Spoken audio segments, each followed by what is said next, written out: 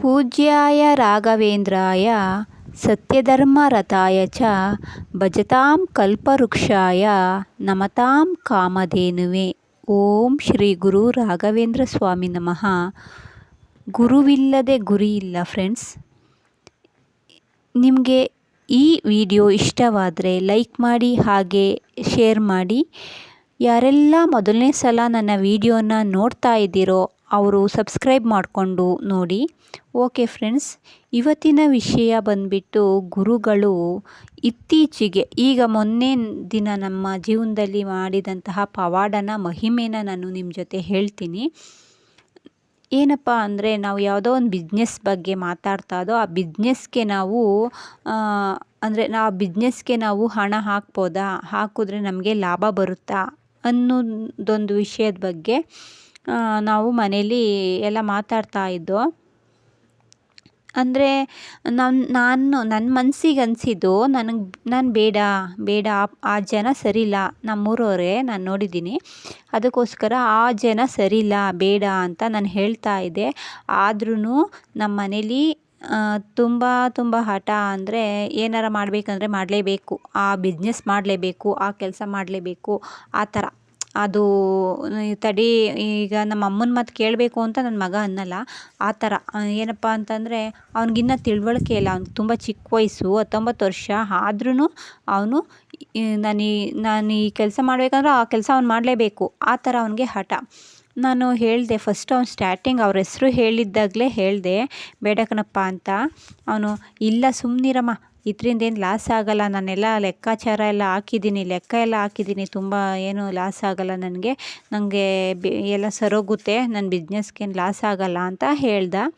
ಸರಿ, ಇವ್ನು ನನ್ನ ಮಾತು ಕೇಳಲ್ವಲ್ಲ ಅಂದ್ಬಿಟ್ಟು ಊಟ ಹಾಕ್ಕೊಟ್ಟೆ. ಊಟ ಮಾಡ್ತಾ ಇದ್ದ. ನಾನು ರೂಮ್ ಒಳಗಡೆ ಹೋಗ್ಬಿಟ್ಟು ಕೂತ್ಕೊಂಡು ರಾಯರನ್ನು ಬೇಡ್ಕೊಂಡೆ. ರಾಯರೇ, ನೀವೇ ನನಗೆ ಕಾವಲು, ನಾನು ನಿಮ್ಮನ್ನು ನಂಬಿದ್ದೀನಿ, ತಂದೆನೂ ನೀವೇ, ತಾಯಿನೂ ನೀವೇ.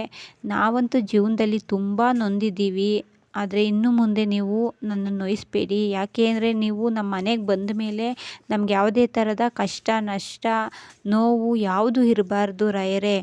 ನೀವು ಎಲ್ಲನೂ ನನ್ನಿಂದ ನೀವು ಎಲ್ಲನೂ ದೂರ ಮಾಡಬೇಕು, ಮುಂದೆ ಬರೋದನ್ನೂ ನನ್ನಿಂದ ದೂರ ಮಾಡಬೇಕು ರಾಯರೇ. ದಯವಿಟ್ಟು ನನ್ನ ಮಗನಿಗೆ ಯಾವುದೇ ಆ ಥರ, ಅಂದರೆ ಗದ್ದೆಯವರೇ ಒಪ್ಕೋಬಾರ್ದು, ಅಂದರೆ ಆ ಬಿಸ್ನೆಸ್ನವರೇ ಒಪ್ಕೋಬಾರ್ದು ಅಂತ ಬೇಡ್ಕೊತಾ ಇದೆ. ನನ್ನ ಮಗ ಊಟ ಮಾಡ್ತಾ ಇದ್ದ. ಅವನಿಗೆ ಎಡಗೈ ಮೇಲೆ ಪಲ್ಲಿ ಬೀಳ್ತು. ಪಲ್ಲಿ ಗೊತ್ತಲ್ವ, ಗೋಡೆ ಮೇಲೆಲ್ಲ ಹರಿಯುತ್ತಲ್ಲ, ಅದು ಪಲ್ಲಿ ಎಡಗಡೆ ತೋಳ ಮೇಲೆ ಪಲ್ಲಿ ಬೀಳ್ತು. ಆಮೇಲೆ ಬೇಡ ಅಂದರು, ನೋಡ್ದ ರಾಯರೇ ಸೂಚನೆ ಕೊಟ್ಟರು ಅಂತ ಅಂದ್ಕೊಂಡು ನಮ್ಮ ಅಪ್ಪ ಅಮ್ಮ ನನ್ನ ಕೂಗಿದ್ರು, ನೋಡಿ ಇಲ್ಲಿ ಆಕಾಶ್ಗೆ ಎಡಗಡೆ ತೋಳ ಮೇಲೆ ಪಲ್ಲಿ ಬಿದ್ದೈತೆ ಅಂತ. ಆಮೇಲೆ ನನಗೆ ನಾನು ಬೇಡ್ಕೊತಾದದ್ದು ರಾಯರನ್ನೇ. ಪಲ್ಲಿ ಅವನು ಮಧ್ಯ ಹಾಲಲ್ಲಿ ಕುಂತಿರೋದು, ಪಲ್ಲಿ ಮೇಲ್ಗಡೆಯಿಂದ ಬೀಳ್ತು, ಎಡಗಡೆಗೆ ಬೀಳ್ತು ಅಂದರೆ ಖಂಡಿತ ಇದು ಬೇಡ ಅಂದ್ಬಿಟ್ಟು, ಆಕಾಶು ಬೇಡ ಕಣಪ್ಪ ಅಂತ ಹೇಳಿದೆ. ಆಮೇಲೆ ಅವನು ಅದಕ್ಕೂ ಒಪ್ಪಲಿಲ್ಲ. ಅಯ್ಯೋ ಸುಮ್ಮನಿರಮ್ಮ ನೋಡೋಣ ಅಂತ ಅಂದ್ಕೊಂಡು, ಸರಿ ಆಯಿತು. ಬೆಳಗ್ಗೆಗೆ ಹೋಗ್ಬಿಟ್ಟು ಅಲ್ಲಿ ಆ ಪ್ಲೇಸ್ ಎಲ್ಲನೂ ನೋಡ್ಕೊಂಡು ಬಂದ, ಆ ಗದ್ದೆ ಆ ತೋಟ ಎಲ್ಲ ನೋಡ್ಕೊಂಡು ಬಂದಮೇಲೆ, ಬೇಡ ಇದರಿಂದ ನಮಗೆ ತುಂಬ ಲಾಸ್ ಆಗುತ್ತೆ, ಬೇಡ ಅಮ್ಮ ಅಂತ ಅವನೇ ಹೇಳ್ದ.